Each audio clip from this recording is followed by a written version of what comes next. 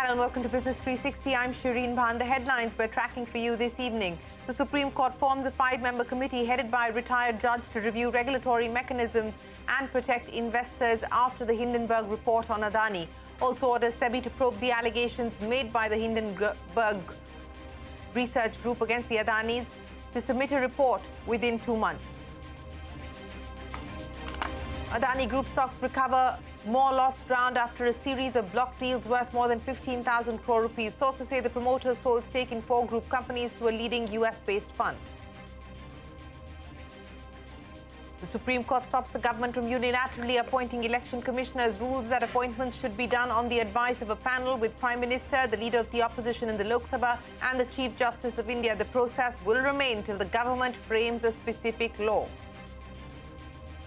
In a first-of-its-kind order, Sebi cracks the whip on 2 companies for stock price manipulation by misusing social media. More than 50 people and entities linked to Sadhana Broadcast and Sharpline Broadcast are barred from the market till further notice. This also includes actor Arshad Varsi and wife Maria Goretti Varsi.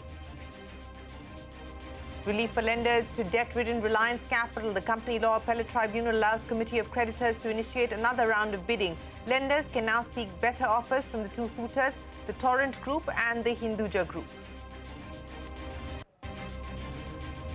Prime Minister Modi tells G20 foreign ministers multilateralism is in crisis, calls for unity of purpose and focus on the global south. Sources say there is still no consensus on the outcome document of the meeting. The Chinese foreign minister calls for consensus building through consultation. The BJP and its allies look set to retain power in Tripura and Nagaland with a simple majority. Conrad Sangma's NPP emerges the single largest party in Meghalaya, but likely to fall short of the halfway mark.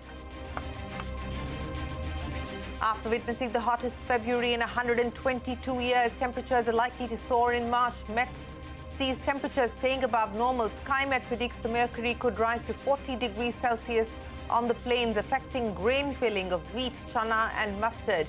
These crops were already hit by a weak winter.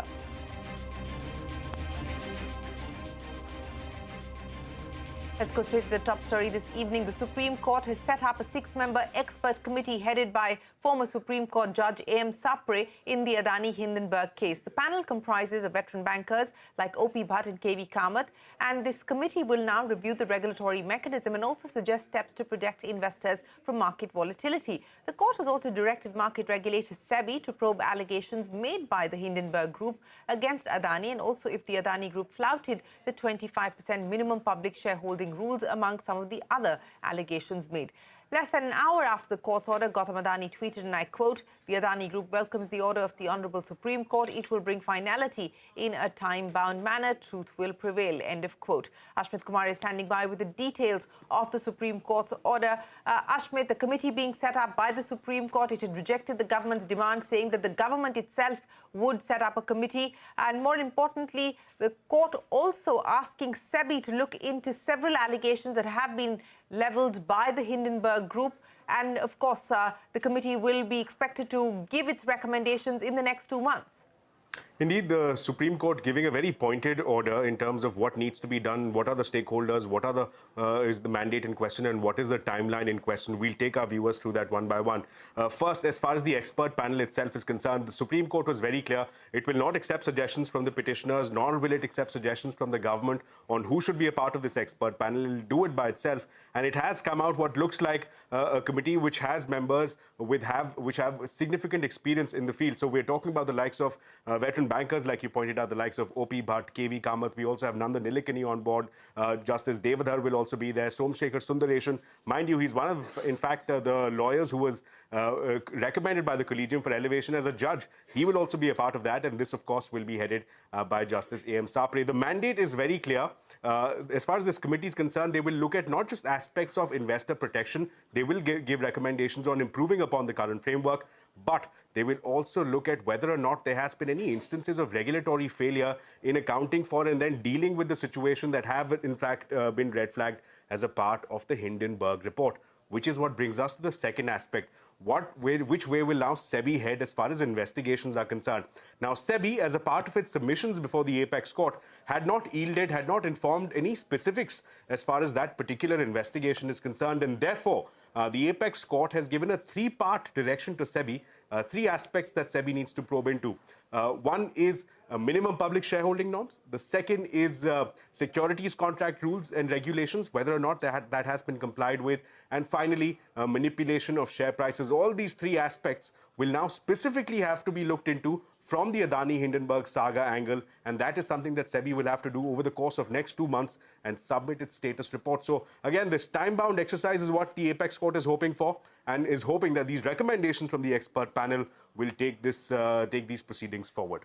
Ashmit, hang in there. KV Kamath, who has now been named as part of that six-member panel looking into the Adani case, spoke with CNBC-TV18 on Monday. He said that there is no loss of confidence in India due to the Adani crisis, adding that no single group or company can write the history of a nation. Take a look. What does the current crisis with the Adani Group stocks and the Adani Group mean from an economic point of view? Yeah, I think, firstly, I don't want to talk about any specific group, Shireen.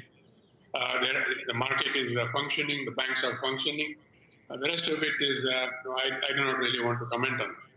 I will only say this in a larger context that, my 50 years plus of being in the banking business, 52 years to be precise, I don't think that any single group makes, or carves out the history of this nation. So I have, really speaking, no concern that overall India will continue on its path of progress at the pace we have outlined. That's all I want to say. And I don't see any loss of confidence in India consequent to these. Well, that is KV Kamath, now a member of that six-member committee set up by the Supreme Court to look into the Adani-Hindenburg matter.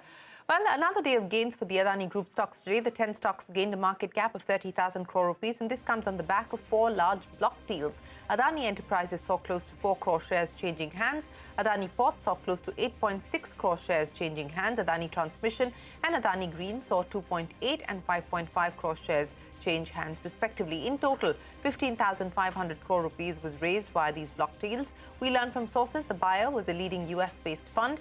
The Adani Group's market cap surging by over 1 lakh crore rupees over the last 3 sessions. Overall, losses since the Hindenburg report have been brought down to 11.4 lakh crore rupees.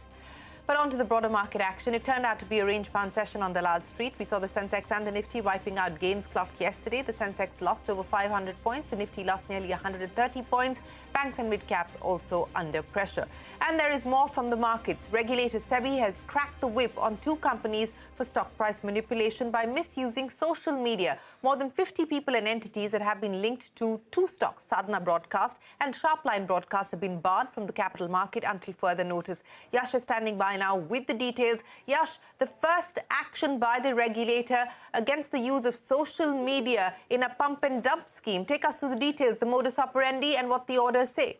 Well, yes, the first of its kind from market regulator Sebi, 2 orders against 2 companies on charges of misuse of social media for price manipulation. The 2 companies are Sadhana Broadcast and Sharpline Broadcast. Interestingly, share prices of both companies were artificially inflated through propagating false and misleading information via YouTube.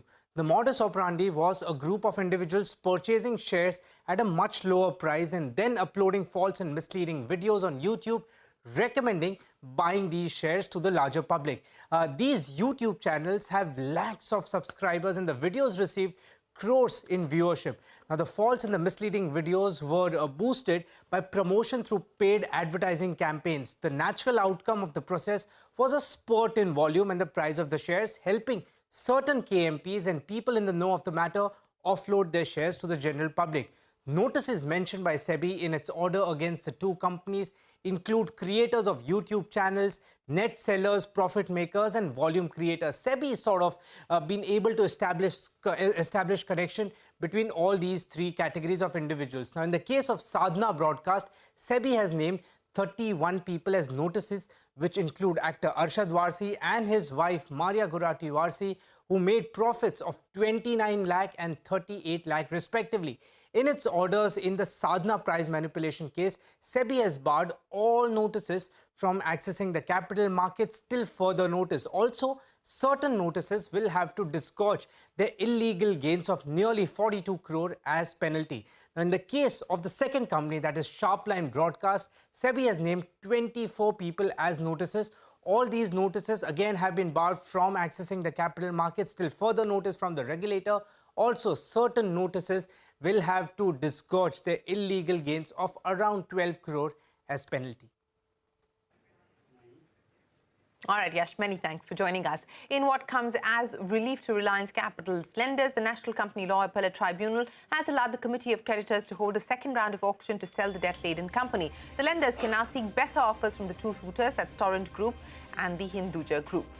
Dish TV fell over 2.5% today after we learned from sources that the Corporate Affairs Ministry has issued inspection orders on alleged corporate governance issues at the company. The ministry has sought clarifications from Dish TV under Section 212 of the Companies Act. Remember, Yes Bank had raised complaints against Dish TV to the Corporate Affairs Ministry.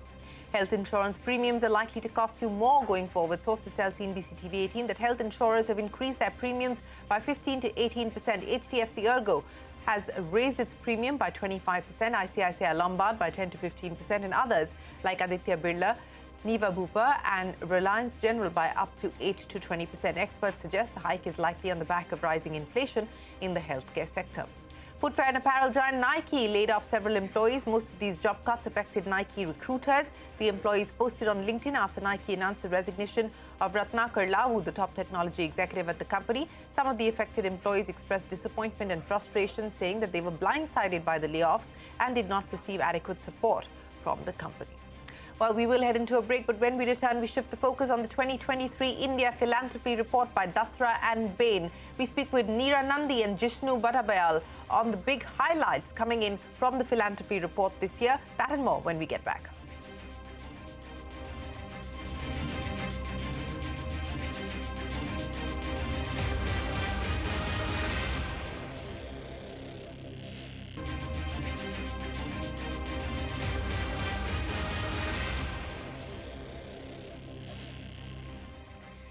Welcome back. You're with Business 360. Let's shift our focus to the India Philanthropy Report 2023, co-published by Dasra and Bain and Company. And I'll quickly run you through some of the highlights of the report this year before we get the authors to chime in. It says India still remains well short of the total annual funding required to meet the Sustainable Development Goals by 2030. The public sector has been carrying the weight of the social sector spending in India, and it continues to do so, accounting for 95% of total spending. The report stresses it is the private sector that's lacking in spending on philanthropic activities. It says private sector philanthropy grew at a moderate pace of about 8% from FY17 through FY22. Private sector CSR spending grew at 13% in the last 5 years. Family philanthropy grew at 12%, and retail giving rose by 17% over FY21 contributions from the ultra-high net worth individuals. That has seen a contraction of 5% despite a 9% increase in the cumulative wealth. The report suggests that ultra-high net worth individuals do need to increase their total contributions by 8 to 13 times higher to match counterparts in China, UK and the US. Well, to discuss the nuances of the Dasra Bain Philanthropy Report for 2023, we're joined by Neera Nandi, the co-founder of Philanthropy Foundation, and Jishnu Bhattabayal, partner at Bain and Company. Neera and Jishnu, many thanks for joining us for our annual check-in to what's going on as far as the Indian philanthropic world is concerned. So, Neera, let me start by talking to you. Clearly, FY22 isn't a year that speaks in terms of good headlines. It's been a mixed picture. The 5-year performance, I just highlighted what we have seen in terms of growth. But what is concerning you at this point in time, Neera, as you look at these numbers and as you look at the generosity of the private sector when we talk about philanthropic activities? I'd say the biggest concern is that it looks like our ultra high net worth, and affluent givers may not be really taking advantage of all the wealth creation that's happened this year. So they've gained riches on the back of, right coming out of COVID. So one would hope that their philanthropy will match. But I think it's a lag, to be honest. Because if we look at our Giving Pie network, we're starting to speak to the network of 200 families that are actually telling us they can give more. They don't know where to give. They're underutilized by the end of the year. So there's a mismatch with where they want to give. And so there's a role for us to play to unlock it. But Neera, isn't this the perpetual problem? I mean, even the last few times that we've had this conversation in the context of the philanthropy report, people say that they want to give more, but they don't know where and how to give. I mean, this seems to be a legacy issue that we don't seem to have moved the needle much on. No, you're absolutely right. And I think it can be a bit frustrating. And so perhaps it's an excuse. What's exciting about this report, which I'm really glad you're highlighting, is we've double clicked into it. So it's not just sweeping a broad spectrum around who's rich. It's really speaking to how does ultra high net worth, how does high net worth and affluent givers, and they all give quite differently. And so I think just being able to cater and customize to that group's really important. That's different from CSR. That's different from how foreign funding comes in, and it's quite different from retail funding. So the more we actually put data out there, the more we understand how they give, I believe that that will help us accelerate. Absolutely. So let's dive into the data a little bit more. And Jishnu, let me come to you. Again, we have seen the skew of funding in two sectors in specific, and that continues to be education and healthcare. And in education, disproportionately high impact by one individual, Azim Premji. And I'm looking at your numbers, 16,000 crores by Azim Premji in FY21 and FY22 or 21-22. Let's walk our viewers through what the data is telling us on where the money is coming in and where it's going. Yeah. So if you look at the overall UHNI spending, it is kind of contracted from about 11,000 crores to 4,000 crores this year. But that's a little bit misleading because Mr. Azim Premji has actually enabled giving by enabling share buybacks, which have benefited the foundations directly, right? So if you kind of take that off from the base year as well as this year, the funding has actually come down by 5%. It was about 4,050 crores last year. It's about 3,800 crores this year. And that despite a 9% growth in the cumulative wealth of the HNI segment this year, right? So that's where it's coming from. It's coming from about 100, 110 top givers in the UHNI segment. In terms of where it is going towards, it's primarily still education and healthcare. Again, one must remember that this was also partly a COVID year, so giving towards healthcare and disaster relief was actually quite natural. However, having said that, what Neera was mentioning when we spoke to kind of the Giving Pie cohort, and we're calling them the intergen and the now-gen givers, essentially, they have actually broadened their horizon. And apart from education and healthcare, which they will continue to fund, they're looking at avenues such as climate change, gender equality, diversity and inclusion, arts and culture as well, in terms of other sectors to give. And not only that, it's also the models of giving are also kind of evolving. They want to give more collaboratively. They want to give towards building of philanthropic infrastructure, processes and systems, which is actually quite heartening despite the dip in numbers. Absolutely. So that's the good news. That's the silver lining when you talk about changes as far as giving is concerned, including the way that the now-geners and the intergenerational givers are choosing to give and the causes that they're choosing to champion. But Neera, let's talk about what's happening on the CSR front because, there is data there as well. And that continues to move at a steady clip. But, what is sort of any surprise elements at all there as far as the CSR data is concerned? What gives you confidence and hope from that? I think there's no real surprises besides that the concentration's being spread out, as in more companies are giving more. But there is a real opportunity that can there be greater collaboration? Can it not just only, just check the boxes on compliance? Can it be more strategic? I think there is some work to be done in CSR, that it's not just year to year. Can it be multi-year? Can it be not just near our factories, but can it go to states where there isn't enough funding? So you see a lot of concentration of this kind of work, in Maharashtra and the typical 4 or 5 states that our reports highlight. So just expanding that around India would probably be another piece. Yeah, so the geographical mix, as you point out, we're seeing the concentration of CSR spends across a few states, whereas the states that perhaps require the money the most are not beneficiaries of the funding at this point in time. But just to, coming back to you, foreign funding, and we've seen a dip there as well as far as numbers are concerned. Do you anticipate that that's likely to continue to be the trend? I think over a 5-year period, that number has kind of stayed steady at about 15,000 crores. There has been a dip this year because of certain FCRA renewals, et cetera. We expect that to be kind of be at the same level.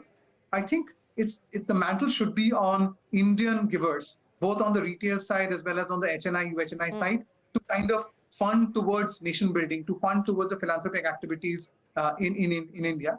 The role that foreign funders can play is they can actually bring in the best practices from other geographies and kind of help prove that model here. Yeah. And the models that succeed can potentially be picked up by the Indian philanthropist and then scaled up. Right. Neera, I want to come back to, you said that hopefully there is a lag effect that will play itself out and the numbers will start to improve or look better in comparison to the data for FY22. But if there is a single message that you would like to send out to the family offices, to the ultra high net worth individuals, as well as retail, to encourage more retail participation in the sector, what is the message that you'd like to send out?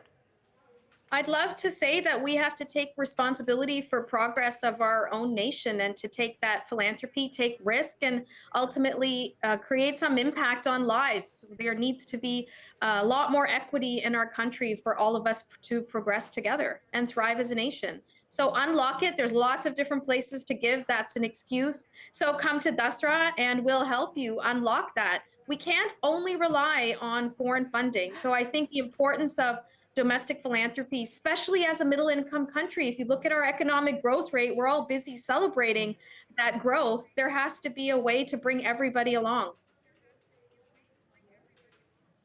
Absolutely. Shared prosperity has to be the objective that each one of us as stakeholders moves forward with. Neera Nandi, Jishnu Barabayal, many thanks as always for joining us here to take us to the highlights of the India Philanthropy Report for 2023. Always a pleasure speaking with the two of you. We will take a break. There's a lot more coming up. Don't go anywhere. We're back in a minute with more on Business 360.